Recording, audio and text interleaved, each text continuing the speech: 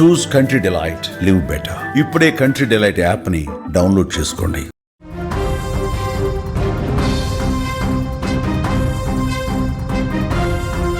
తినడానికి తిండి లేదు, అడుక్కునే చెప్ప తప్ప చేతిలో దమ్ము లేదు. కానీ ఢిల్లీ మాత్రం కావాలంట వాళ్ళకి. కుక్కతోక వంకర అన్న సామెత పాకిస్తాన్కి సరిగ్గా సరిపోతుంది. దేశం అప్పుల ఊబిలో కూరుకుపోయిన ప్రజలు పిండి కోసం రోడ్ల మీద కొట్టుకుంటున్నా అక్కడి ఉగ్రవాద నాయకులు నోటి దురద మాత్రం తగ్గట్లేదండి. లష్కరే తోయిబా చీఫ్ అంతర్జాతీయ ఉగ్రవాది హఫీజ్ సయీద్ సన్నిహితుడు ఎవడైతే ఉన్నాడో అబ్దుల్ రవూఫ్, వాడు చేసినటువంటి వ్యాఖ్యలు చూస్తే నిజంగా మన రక్తం మరిగిపోతుంది. అంత దుర్మార్గంగా మాట్లాడుతూ ఉన్నాడు.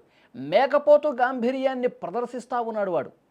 మైక్ దొరికితే చాలు విషం చిమ్మటమే పనిగా పెట్టుకున్నాడు పాక్ ఉగ్రవాద నేతలు కొంతమంది. ఇప్పుడు భారత్ మీద పగటికారులు కాంటున్నారు. ఏంటో తెలుసా? ఢిల్లీని ఆక్రమించేస్తారంట. వైరల్ అవుతుంది ప్రస్తుతం ఈ వీడియో. అబ్దుల్ రవూఫ్ మాట్లాడుతూ, భారత్ దగ్గర ఉన్న రఫేల్ యుద్ధ విమానాలు, S-400 క్షిపణి వ్యవస్థలు ఏవైతే ఉన్నాయో అవి మా ముందు దిగదుడుపు, అవి ఏమాత్రం పనికిరావు, మా డ్రోన్ టెక్నాలజీ ముందు అసలు భారత్ నిలబడుతుందా అంటూ కారు కూతలు కూశాడు. ఇంకొక అడుగు ముందుకేసి ఢిల్లీని ఆక్రమించేసుకుంటాం, ఇస్లామిక్ రాజ్యం తెస్తామని ప్రగల్భాలు పలుకుతూ ఉన్నాడు. ఎంత కండకావరం చూడండి, ఎంత బలుపు చూడండి. మన యుద్ధ విమానాలు, మన S-400 వ్యవస్థలు అన్నీ కూడా ఆక్రమించేసుకొని, ఢిల్లీని కూడా ఆక్రమించేసుకొని మన దేశం మొత్తం ఇస్లామిక్ రాజ్యంగా మార్చేస్తారంట. ఇలాంటి బలుపున్న వాళ్ళని ఏం చేయాలి? ఇలాంటి వెధవల్ని ప్రోత్సహిస్తోంది పాకిస్తాన్ కదా? ఇలాంటి దుర్మార్గుల్ని పెంచి పోషించి దేశాల మీదకు వదులుతున్నది పాకిస్తాన్ కదా? ఇంకేమన్నాడు? కాశ్మీర్ సమస్య ముగిసిపోలేదంట, అక్కడి ఉద్యమం మునుపటి కంటే మరింత బలంగా ఉందని, ప్రపంచం మొత్తం ఇస్లాం వస్తుందని చెప్తా ఉన్నాడు. తన గురువు మక్కీ చెప్పినట్లుగా తాము ఢిల్లీని ఆక్రమించేసి ఒక పెళ్లి కూతురులా ముస్తాబు చేస్తాడంట. ఢిల్లీని పూర్తిగా ఆక్రమించేసి పెళ్లి కూతురులా మారుస్తామని చెప్తా ఉన్నాడు.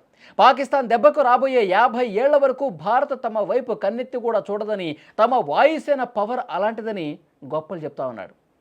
నిజానికి పాకిస్తాన్ పరిస్థితి ఇప్పుడు మునిగిపోతున్నటువంటి నావ, సైన్యం చేతిలో కీలుబొమ్మగా మారినటువంటి ప్రభుత్వం, ప్రపంచ దేశాల ముందు చెప్ప పట్టుకొని అడుక్కుంటున్నటువంటి ఆర్థిక వ్యవస్థ. నేటి పాకిస్తాన్ పరిస్థితి అదే. కానీ అక్కడ ప్రజల దృష్టిని మరలించడానికి, అక్కడ ప్రజలందరూ మనం బాగానే ఉన్నాం, మనకేం ఇబ్బంది లేదు, భారత్ అంత చూస్తామని చెప్పి ఇలాంటి డైలాగులు కొడితే అక్కడ ప్రజలు హర్షిస్తారని చెప్పి భావిస్తూ ఉన్నారు వాళ్ళు.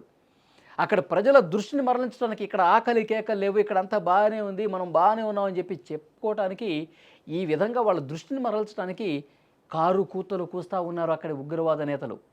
రఫేల్ వంటి అత్యాధునిక యుద్ధ విమానాలను తట్టుకునే శక్తి పాకిస్తాన్కు లేదు అన్నది జగమెరిగిన సత్యం. ఎందుకంటే ఆపరేషన్ సింధూర్ సమయంలో తునాతునకలు చేశాం, వాళ్ళ ఉగ్రవాద స్థావరాల్ని దాన్ని మొత్తం కూడా ఊడ్చిపడేశాం కదా. వాళ్ళు మళ్ళీ మన మీద యుద్ధం అంటే భయపడే పరిస్థితి తీసుకొచ్చాం. కానీ అలాంటి పిచ్చి పాకిస్తాన్ కొన్ని విషయాలు గుర్తుపెట్టుకోవాలి. 1947 భారత్ కాదు ఇప్పుడున్నది, మోదీ నాయకత్వంలోని నయా భారత్, బలమైన భారత్.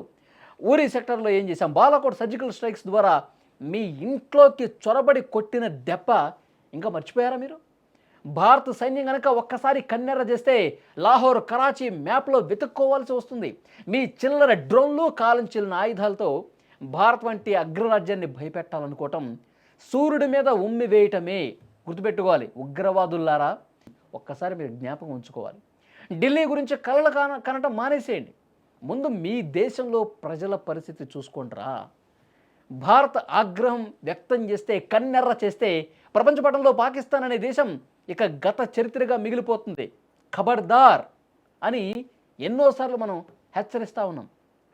మొన్ననే వాళ్ళు కవ్వింపు చర్యలకు పాల్పడ్డప్పుడు రక్షణ మంత్రి రాజ్నాథ్ సింగ్ ఒకే విషయం చెప్పారు. మేము ఇంకా సీరియస్గా మొదలు పెట్టలా, ఇంకా సీరియస్గా యాక్షన్ ప్లాన్ రెడీ చేస్తే అసలు ప్రపంచ పటంలో పాకిస్తాన్ అనే దేశం ఉండేది, ఒకప్పుడు ఉండేది. ఇట్లాగే ఉంటుంది పరిస్థితి. కానీ మనం ఇంకా ఓపిక పడుతూ ఉన్నాం.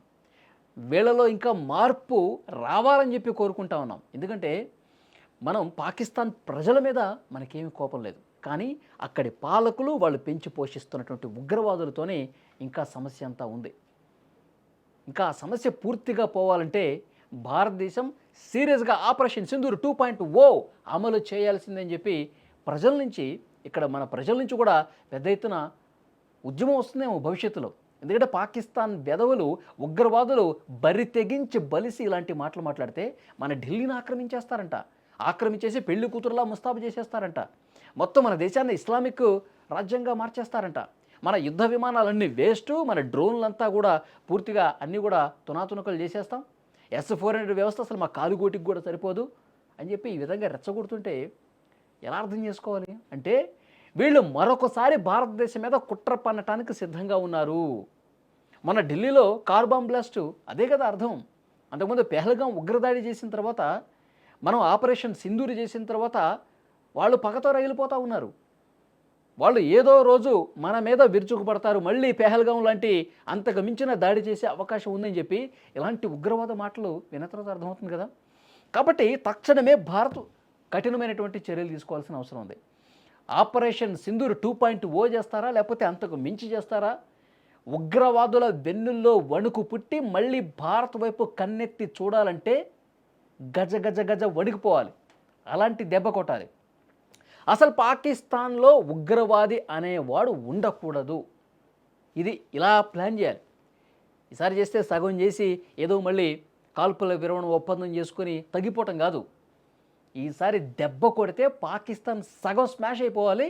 పాకిస్తాన్లో ఉన్నటువంటి అంటే ప్రజలకి ఏం కాకూడదు. అక్కడ ఈ ఉగ్రవాద స్థావరాలు పెట్టుకొని ఎవరైతే ట్రైనింగ్స్లు చేసుకుంటా ఉన్నారో, ఎవరైతే ఉగ్రవాదుల్ని వాళ్ళు పెంచి పోషించడమే కాకుండా కొత్త ఉగ్రవాదుల్ని తయారు చేస్తూ ఉన్నారో, వాళ్ళందరినీ కూడా మొత్తం భస్మం చేయాల్సినటువంటి అవసరం ఉంది.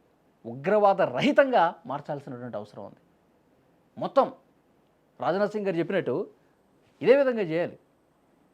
ప్రపంచపటంలో పాకిస్తాన్ ఒకప్పుడు ఉండేదా, ఆ విధంగా మనం దాడి చేయాల్సినటువంటి అవసరం ఉంది. లేకపోతే ఈ పిచ్చు కూతలు, కారు కూతలు, ఈ బలుపు మాటలు అనేవి కంటిన్యూ అవుతూనే ఉంటాయి. అంటే మనం లైట్ తీసుకోవటం వల్లే, మనం సీరియస్గా స్పందించకపోవటం వల్లే వాళ్ళు ఇట్లా పేటరేగిపోతూ ఉన్నారు. సో డెఫినెట్గా మనం అతి త్వరలోనే చాలా సీరియస్గా వ్యవహరించాల్సినటువంటి అవసరం ఉంది. ఆ సమయం ఆసన్నమైందని చెప్పి ఇప్పుడు అర్థమవుతుంది మనకి.